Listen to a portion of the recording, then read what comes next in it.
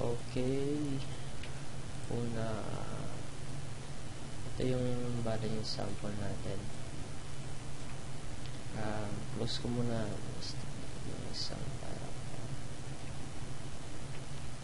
bago mag-start. Una, dito sa custom tab, meron yung mga itong icon na to. Yung isa para dito sa monkey, yung pangalawa para naman dun sa turtle. Yan. Dapat importante din, no? Bali, una click muna natin lahat ng controls, tapos punta tayo sa dito sa time frame. I-click yung shift double click para maselect lahat yung mga dito, para maalis lahat ng mga dating nakaset. Kapag sa blend shape naman, Windows, animation, blend shape, dito dalawa yung monkey at saka turtle. Bali sa monkey muna tayo para makita yung mga keyframe ng monkey. Click mo lang to sa baba, select, dilitaw lahat, delete na lang natin, shift double click, delete. Yan. Tapos bago tayo mag-start, para mas madaling i-animate, para ibalik sa dati yung position, punta sa skeleton, human eye gay, tapos punta dito sa characters, select yung monkey, tapos click tong stance pose para bumalik sa dating position. Yan. Yan.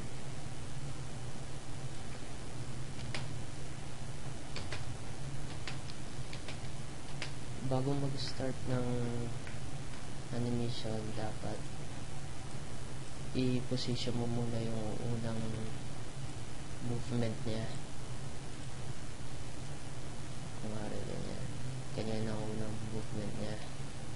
Tapos click mo tong icon na to sa taas para masagot lahat. Tapos balik ka sa unang frame, then press S para mag-set lahat ng key. Dapat naka auto keyframe para mas mabilis mag-animate.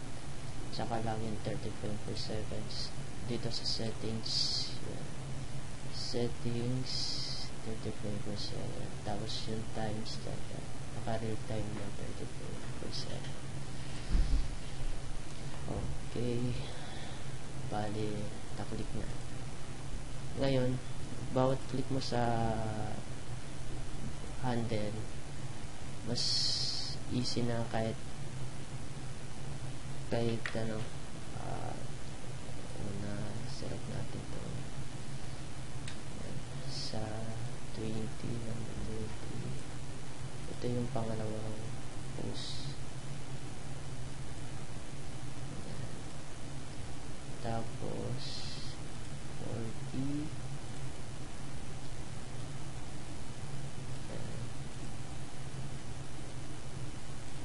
Oops. Yeah. 60. Bali dito, move ka lang ng move. Hindi mo na kailangan mag-set ng keyframe. Hindi mo na kailangan press S. Bali, ayan. 1, 2, 3. Pag okay na, click lang ito. Punta tayo sa ayusin lang natin yung pose niya. Yan.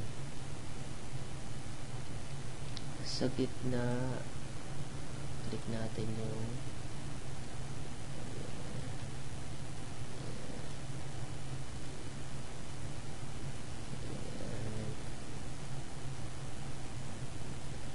mali.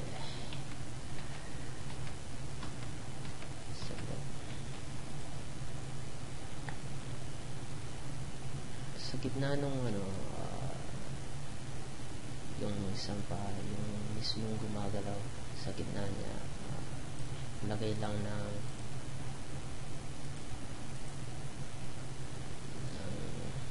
ganyan, taas na yan, tapos yung kabila rin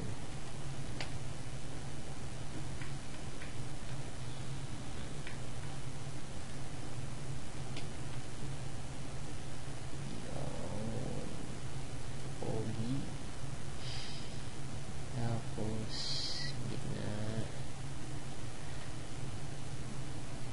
yung yan, para naglalakad na. Tapos ayusin yung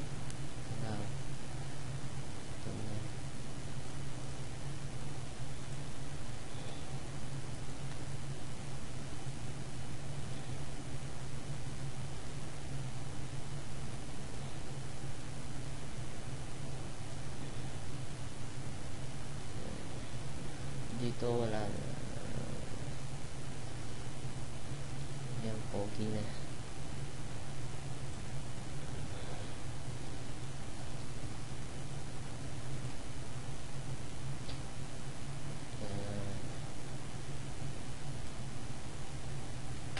Bali pag play natin kaya ang galaw. Kung gusto mo namang mas mabilis yung takbo, click ka lang doon sa keyframes, shift, tapos drag. At yan. Tapos bitawan yung mouse, tapos move to itong gitna, i-move mo. Yan, bali naka-move na. Ganun lang. Lahat ipapantay-pantay na.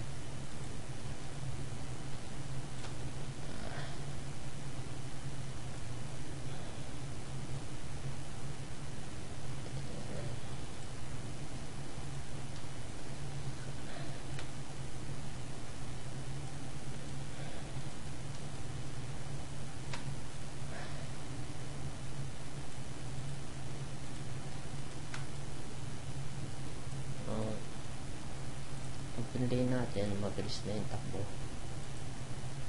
Ganun lang mag-adjust.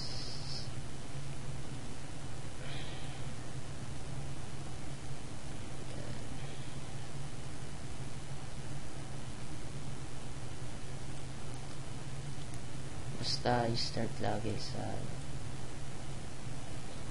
okay na. Okay.